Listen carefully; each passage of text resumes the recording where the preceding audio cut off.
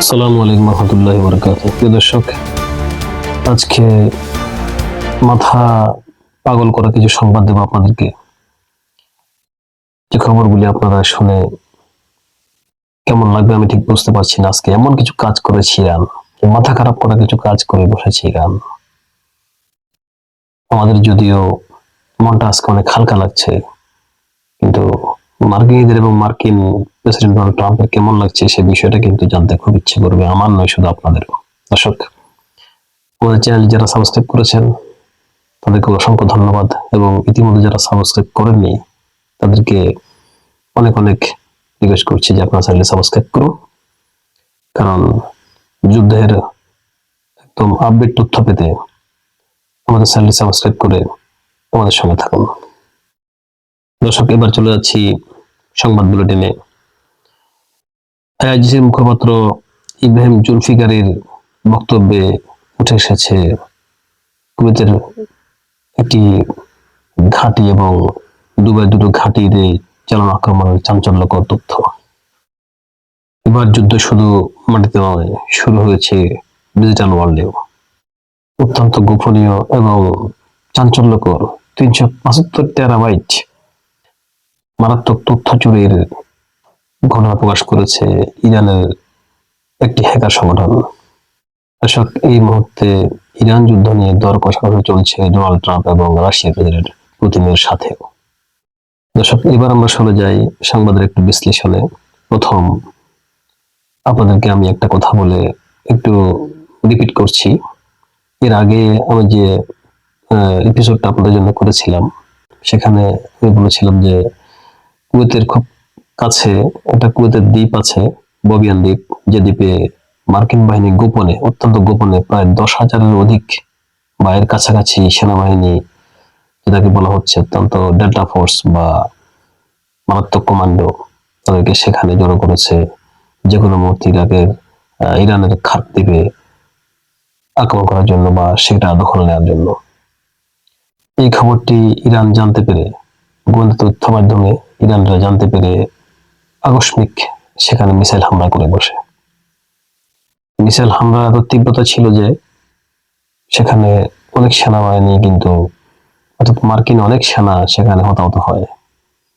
এখন পর্যন্ত মার্কিন পক্ষ থেকে এ ব্যাপারে কোনো কথা বলা নেই, সম্পূর্ণ নিশ্চুপ। কোনো কথা বলছে না মার্কিন সেনা দপ্তর, কোনো কথা বলছে না মার্কিন সরকার, এবং কোনো কথা বলছে না মার্কিন কোনো মিডিয়া। বিষয়টি খুবই স্পর্শকাতর, কিন্তু জনসমক্ষে কোনো তথ্য আসছে না, শুধুমাত্র কথা বলছে ইরানের যে মুখপাত্র ইব্রাহিম জুলফিকারি। ইব্রাহিম জুলফিকারি আরো জানান, শুধু এখানে আজ ইরান ক্ষান্ত ছিল না, ইরান আরো দুটি গোপন মার্কিন ঘাঁটিতে আক্রমণ করেছে, যে ঘাঁটিগুলোর অবস্থান ছিল দুবাইয়ের কোন এক গোপন জায়গায়। ওই দুটি ঘাঁটিতে, এক ঘাঁটিতে 400 এবং অন্য ঘাঁটিতে 100 মার্কিন সেনা আত্মগোপন করেছিল। তাদেরকে টার্গেট করে ইরান মিসাইল হামলা করেছে এবং দুটি ঘাঁটির অবস্থায় অত্যন্ত ভয়ানক অবস্থা করে ফেলেছে ইরান। সেই ঘাঁটিতে আর কিছুই নাকি অবশিষ্ট রাখেনি বলে তথ্যসূত্রে প্রকাশ। ধারণা করা হচ্ছে সেখানেও বিপুল সংখ্যক মার্কিন সেনা নিহত হয়েছে। এই ঘটনার কোনো প্রকার কোনো তথ্য মার্কিন পররাষ্ট্র দপ্তর বা মার্কিন যুদ্ধমন্ত্রী অথবা মার্কিন সেনাবাহিনীর দপ্তর থেকে কোনো তথ্য আসেনি। এই জন্যই আমরা বলি যে বড় বড় গণমাধ্যমগুলি অনেক ঘটনায় লুকিয়ে রাখে এবং তারা সিস্টেমে বলে অথবা কৌশলে এড়িয়ে যায় অথবা মিথ্যাচার করে, যাদের চ্যালেঞ্জ করে সত্য এবং বস্তুনিষ্ঠ সংবাদ প্রকাশ করার জন্য আপনাদের সামনে আমরা বদ্ধপরিকর। দর্শক, ইরান এখানেই ক্ষান্ত হয়নি। ইরান আরো একটা অঘটন ঘটিয়েছে আজকে, যেটা শুনলে আপনাদেরও আরো একটু মন হালকা লাগবে। দুবাইয়ের দুটি মার্কিন গোপন ঘাঁটিতে হামলা করার পর ইরানের কাছে আরো একটা নিউজ ছিল যে ঠিক একই রাষ্ট্রটা দুবাইতে আরেকটা গোপন জায়গায়, সেখানে ইউক্রেনের প্রায় 21 থেকে 25 জন ড্রোন স্পেশালিস্ট নিয়ে সেখানে একটা গবেষণা কেন্দ্র আছে, যেখানে ড্রোন তৈরির জন্য খুব দ্রুত গবেষণা চালাচ্ছে, এবং এমনও বলা হচ্ছে যে খুব রিসেন্টলি সেখান থেকে ড্রোন লঞ্চ করা হবে, যে ড্রোনগুলো ইউজ করবে এই যুদ্ধে, অর্থাৎ ইরানের জন্য। ইরানের হাতে এই তথ্য আসার সাথে সাথে ইরান সেই ড্রোন কারখানাতেও কিন্তু উপর্যুপরি হামলা চালায়, এবং রাজ্যের মুখপাত্র ইব্রাহিম জুলফিকার দাবি করেন যে ওখানে অবস্থিত সমস্ত স্পেশালিস্টরা তাদের তারা কিন্তু ইউক্রেনের নাগরিক, সমস্ত স্পেশালিস্টরা কিন্তু নিহত হয়েছেন। দর্শক, দুঃখের বিষয় হলো এই বিষয়েও কোন রকমের মন্তব্য আসেনি মার্কিন যুক্তরাষ্ট্রের পক্ষ থেকে বা দখলদার রাষ্ট্রের পক্ষ থেকে, ইভেন দুবাই সরকারের পক্ষ থেকে। অর্থাৎ বিষয়টা এমন, যত মারই খাচ্ছে কিন্তু বাট কোনো আওয়াজ নেই, কোনো সে করছে না। সারা পৃথিবী যাতে না জানে এই যুদ্ধের বর্তমান পরিস্থিতি কি। এর কারণ হচ্ছে খবরগুলি যদি সারা পৃথিবীতে চাউর হয়ে যায়, তাহলে বিশ্বের সুপার পাওয়ার দাবি করা যে তকমা তারা লাগিয়েছে, তার কি অবস্থা হবে। দর্শক, এবার আসছি আমরা ডিজিটাল ওয়ার্ল্ডের যুদ্ধ নিয়ে। যুদ্ধ শুধু এখন আর মাটিতেই বিস্তৃত নয়, যুদ্ধ ছড়িয়ে পড়েছে মারাত্মকভাবে ডিজিটাল ওয়ার্ল্ডে। এর আগের একটা ভিডিওতে আমরা বলেছিলাম, মার্কিন প্রেসিডেন্ট ডোনাল্ড ট্রাম্প তাদের দুর্বলতা বুঝতে পেরে, অর্থাৎ তাদের সামরিক যে দুর্বলতা, তাদের সামরিক অস্ত্র দুর্বলতা, সেটা বুঝতে পেরে খুব দ্রুত মার্কিন সরকার থেকে প্রায় $2 ট্রিলিয়ন অস্ত্র তৈরি করার জন্য তিনি অনুদান চেয়েছেন, এবং অনুদান তিনি পেয়েছেন কিনা সে তথ্য আমরা এখনো ঠিক জানি না। তবে ইতিমধ্যেই ডোনাল্ড ট্রাম্প সবচেয়ে খ্যাতনামা যে প্রতিষ্ঠান যারা অস্ত্র তৈরি করে মার্কিন যুক্তরাষ্ট্রের জন্য, সেই প্রতিষ্ঠানের নাম হচ্ছে লকহিড মার্কিন, তাদেরকে ডোনাল্ড ট্রাম্প অলরেডি অর্ডার দিয়ে দিয়েছেন প্রয়োজনীয় সামরিক অস্ত্র তৈরি করার জন্য। গোপন সূত্রে প্রকাশ, মার্কিন প্রেসিডেন্ট ডোনাল্ড ট্রাম্পের এই অস্ত্র সমূহের প্রধান তালিকায় প্রথম আছে যে আরো আপডেট ইন্টারসেপ্টর, অর্থাৎ আকাশ প্রতিরক্ষা, আরো আপডেট অস্ত্র তৈরি করার জন্য, এবং আপ টু ডেট ড্রোন তৈরি করার জন্য, এবং সবচাইতে বিধ্বংসী মিসাইল, যে মিসাইলটি যে কোনো দেশের রাডারকে ফাঁকি দিতে সক্ষম। এই ধরনের সামরিক অস্ত্র তৈরি করার জন্য এই কোম্পানির সাথে ডোনাল্ড ট্রাম্প কথা বলেছেন। তার সূত্র ধরে এই কোম্পানির 28 থেকে 30 জন স্পেশালিস্ট বা ইঞ্জিনিয়ার অলরেডি ইসরায়েলে কাজ করা শুরু করেছেন। দর্শক, এরই মধ্যেই তথ্যটি পেয়ে যায় ইরানের হামদালা নামের একটা হ্যাকার সংগঠন। তারা খুব দ্রুত সময়ের মধ্যে এই গ্রুপটির সম্পূর্ণ কার্যকলাপ, অবস্থান সহ সবকিছু তারা হাতিয়ে নেয়। তারা অনলাইনে বিভিন্ন রকমের তাদের টেকনোলজি অ্যাপ্লাই করে তারা এই 28 থেকে 30 জন ইঞ্জিনিয়ারদের, স্পেশালিস্টদের যাবতীয় তথ্য, তাদের জীবন ধারণ, তাদের ঘুমানোর জায়গা, তাদের থাকার জায়গা, তাদের খাওয়ার জায়গা, তারা বর্তমানে কোথায় আছেন এবং কিভাবে আছেন, কোথায় কাজ করছেন, এই মুহূর্তে তারা কি করছেন, এবং মার্কিন আমেরিকাতে তাদের ছেলেমেয়েরা কোথায় আছে, কোথায় পড়াশোনা করছে, তাদের স্ত্রী সন্তানরা বসবাস কোথায় করে, সবকিছু এভরিথিং এই তথ্যগুলো তারা নিয়ে নিয়েছেন, এবং তাদেরকে থ্রেট দিয়েছেন 48 ঘন্টার মধ্যে দখলদার রাষ্ট্রটি ছেড়ে চলে যাওয়ার জন্য। দর্শক, এখানে তারা ক্ষান্ত হয়নি। এই সংগঠনটি আরো একটা মেসেজ দিয়েছে তাদেরকে, মার্কিন যুক্তরাষ্ট্রের স্বরাষ্ট্র বিষয়ক 375 টেরাবাইট তথ্য তারা হাতে নিয়েছে। কত বড় বিশাল তথ্যের সাগর তারা হাতে নিয়েছে, ব্যাপারটা ভাবেন। 375 টেরাবাইট, এবং এই বিশাল তথ্য সাগর তারা লুকিয়ে রাখার জন্য $500 বিলিয়ন মার্কিন ডলার দাবি করেছে।